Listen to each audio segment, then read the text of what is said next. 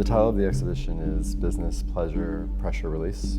I originally conceived of this exhibition while in Tokyo last year. It's kind of like exploring a lot of their sort of like kink clubs, kink bars. And one of the things I really appreciated about Japan is that there was so much space for all these different aspects of sort of an internal psychological life. Where in the US we are trying to sort of compress everything into the same space.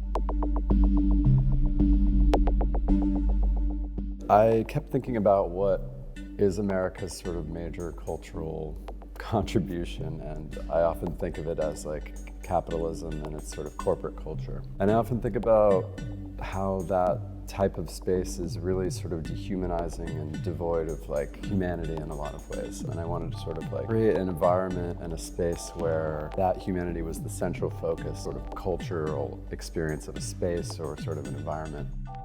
So I created Human Resources, which is a corporate-themed kink bar. It's like a space for people to come and explore and find, or even just like to have space for those types of experiences that are not commonly appreciated in corporate environments, or things that are just like erotic or psychological, or expressing power dynamics in a way that sort of helps alleviate some of the pressures and realities of this corporate existence we all sort of find ourselves in at this point. It's a mixture of like sort of found things and then things I fabricated, like this sort of office back bar. And basically everything in it was to like sort of reference this sort of office culture. There's like a suite of photos that are a fantasy slash like horror story of like a terrible boss who's like abusing this employee. It's very humorous. It's kind of presenting these types of spaces as completely preposterous already. I'm just sort of like taking a little step in the direction that I think kind of expresses how ridiculous these spaces are. You can get locked into the center of the bar, there's a hole, and then you can get your Polaroid taken that then gets indexed into our archive of people who have come before. Also, you can spin the wheel and get one of our files from this index of paraphilias, which are basically different focuses of erotic interest. You have different drinks with these identity, like role identities, like baby, daddy, brat, cunt, and verse, and then we're also serving out of water coolers blood, sweat, and tears.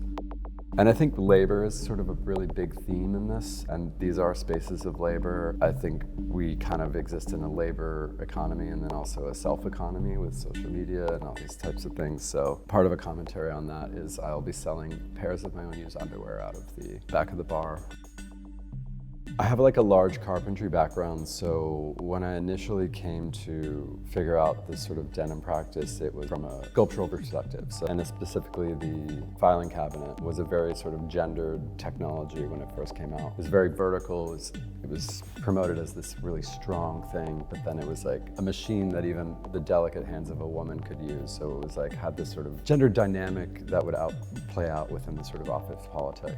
And so I'm kind of trying to employ these things to sort of tell these like other narratives that are very emotional and sort of like focused on mood and finding upsetting moments, or even moments of delight and joy or hysteria, you know, things like that. What I'm doing with the denim is attuned to marquetry. So it's like a sort of an inlaid process. I embed the denim with an adhesive to sort of make it more stiff and more like a different material. And then we use like a lot of steam and pressure in order to sort of get it like completely perfect and flat. The denim has always sort of been a historical reference point for me in terms of American capitalism, and I think the corporate culture and sort of juxtaposing these type of masculine imagery with this corporate culture imagery. I see corporate culture being sort of born out of this like American capitalism.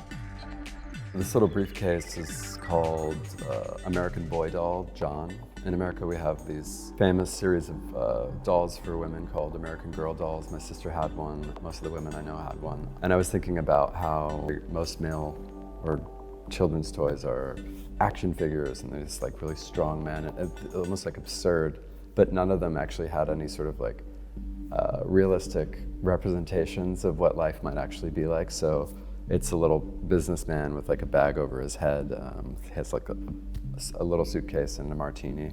That's an extension of a series of sculptures I've made called executive toys, which are often businessmen. I think there's this sort of like dire situation with contemporary masculinity where it leaves men feeling wildly alone, unable to express their emotions, and completely and unawarely full of shame. I think a lot of my work focuses on masculinity and its relationship to capitalism.